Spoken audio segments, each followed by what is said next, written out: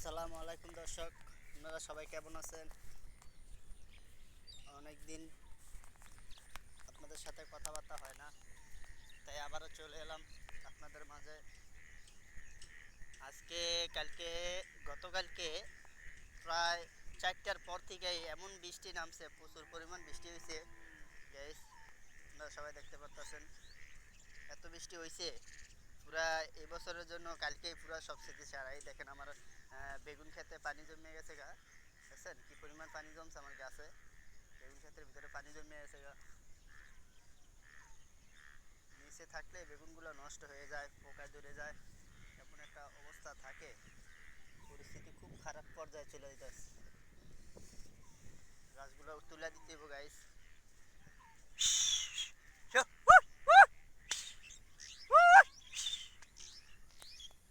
এই পরিস্থিতি দেখতে আসেন, এই আপনাদেরকে দেখাইতেছি।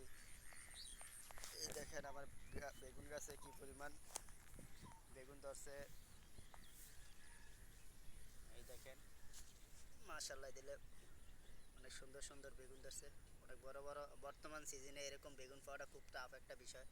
এক একটা গাছে মনে করেন পুরো ছড়াই বেগুন ধরছে গাইস।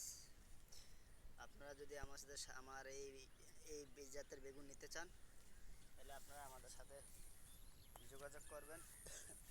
তাহলে আমরা বলে দেবো কোন জায়গার থেকে এই জাতের বেগুন আনতে হয় গাইস। দেখছেন থোকা ধরবে, এই দেখেন অনেক সুন্দর একটা বেগুন, কিন্তু এটার জাত তো সেই রকম একটা জাত। এই দেখেন মানে একদম একাজ বেগুন, একশো একশো মাল।